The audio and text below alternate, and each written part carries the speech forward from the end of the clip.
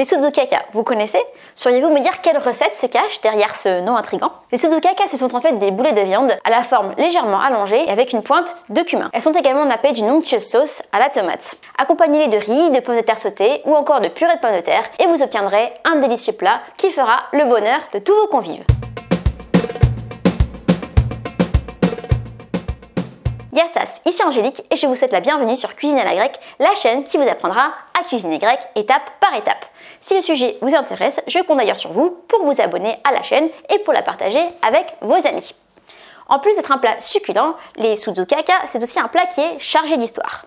En effet, comme leur nom complet l'indique, les suzukaka Smyrnika viennent tout droit de la ville de Smyrne, aujourd'hui appelée Izmir. Ils sont devenus populaires en Grèce suite à l'immigration des Grecs d'Asie mineure vers la Grèce continentale. Dans la version grecque, les suzukaka sont faits à base de bœuf, mais des fois on les retrouve aussi à base de bœuf et de porc. Contrairement aux keftedes, qui sont les boulets de viande plus classiques en Grèce, ils ont une forme un peu plus allongée et ils sont aussi à base d'ail et de cumin. Et maintenant que vous en savez plus sur l'histoire des suzukaka, passons sans plus tarder à leur réalisation et allons jeter un œil à la liste des ingrédients, ou pame comme on dit en grec.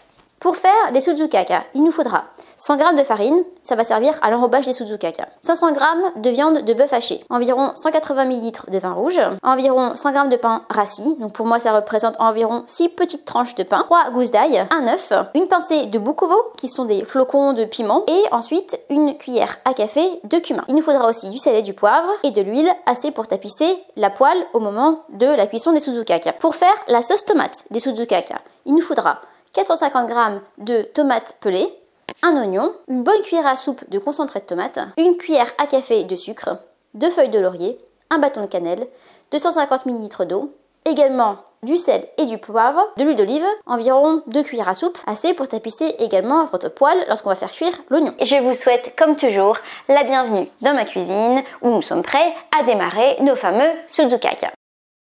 La première étape va consister à faire ramollir notre pain rassis pour pouvoir ensuite l'ajouter à la préparation des suzukaka. Je vous conseille fortement de commencer par cette première étape parce que le pain aura besoin de quelques instants, quelques minutes pour se ramollir. Et donc après, pendant que le pain ramollit, nous on va en profiter pour commencer notre sauce tomate. Je vais mettre mes tartines dans mon récipient et je vais verser mon vin par-dessus. Je vais mélanger un petit peu pour que le vin puisse bien s'imprégner partout. On va laisser pendant quelques instants notre pain ramollir et on va en profiter pour démarrer la sauce tomate.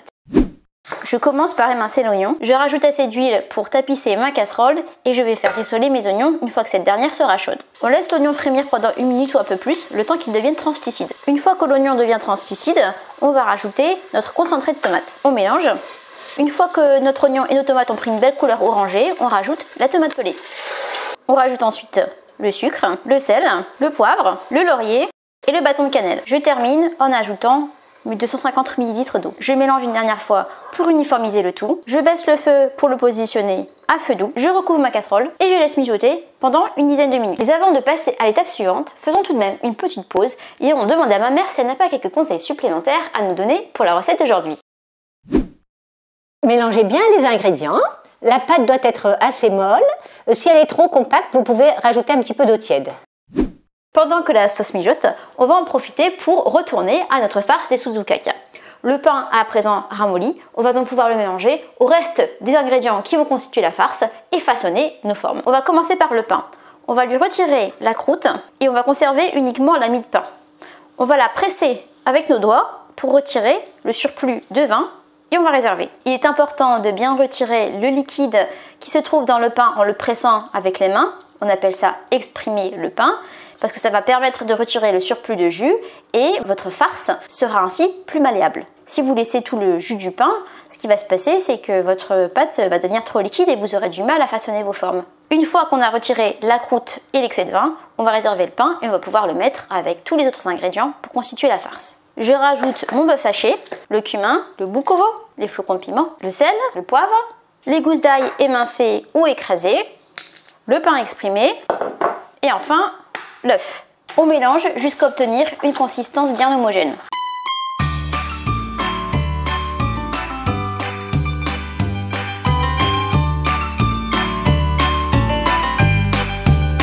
Je prends un peu de farce dans les mains, un peu plus qu'une grosse noix, et on va la façonner en un léger boudin. Faut pas que ce soit trop rond, mais faut pas non plus que ce soit trop long. Voilà, par exemple quelque chose comme ça. Et ensuite on va rouler ça dans la farine. Alors je vais en faire plusieurs, comme ça on va pouvoir faire un roulage groupé. Donc je recommence, hein, je vais prendre la pâte, je façonne d'abord une grosse boule, et ensuite je vais juste l'aplatir un petit peu pour avoir une sorte de petit boudin. Et hop, je le rajoute dans ma farine que j'avais réservée tout à l'heure. Et là, on mélange. Essayez de pas aller trop fort pour pas en mettre partout. Ne faites pas comme moi. Une fois que notre suzukake est enrobé de farine, on retire l'excès et on le réserve de côté. Celui-là, il est prêt pour cuire.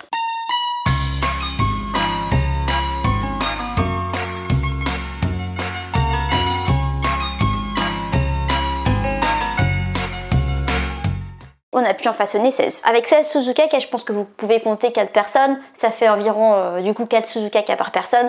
Et si vous accompagnez ça avec du riz et des pommes de terre, en général c'est suffisant. Après, tout dépend aussi évidemment des appétits que vous avez à la maison. Je sais que moi par exemple j'ai deux petits frères qui ont bon appétit. D'ailleurs les frérots, spécial dédicace, eux je pense qu'à eux deux, ils pourraient manger les 16 tout seuls. Nous avons d'un côté notre sauce et nous avons de l'autre côté notre huile chaude. On va donc agir sans plus tarder et on va verser nos suzukake dans l'huile.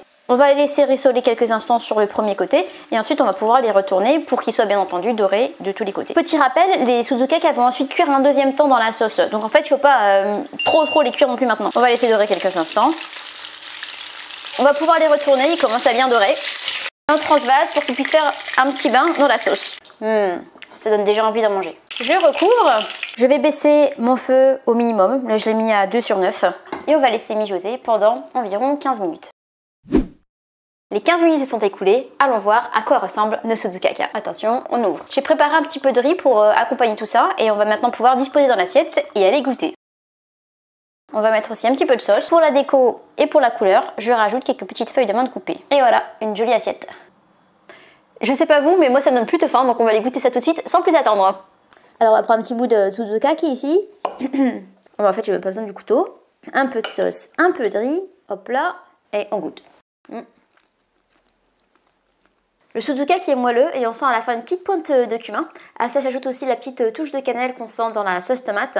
La sauce tomate qui d'ailleurs se marie très bien avec le riz. Si vous souhaitez télécharger les détails de la recette, vous pouvez le faire en cliquant sur le lien qui se trouve dans la description. Il vous emmènera sur mon site où vous pouvez télécharger la recette au format PDF. Si cette dernière vous a plu, je compte également sur vous pour la liker. Sur ce, je vous dis Kali Alexis et à très vite pour une prochaine recette grecque.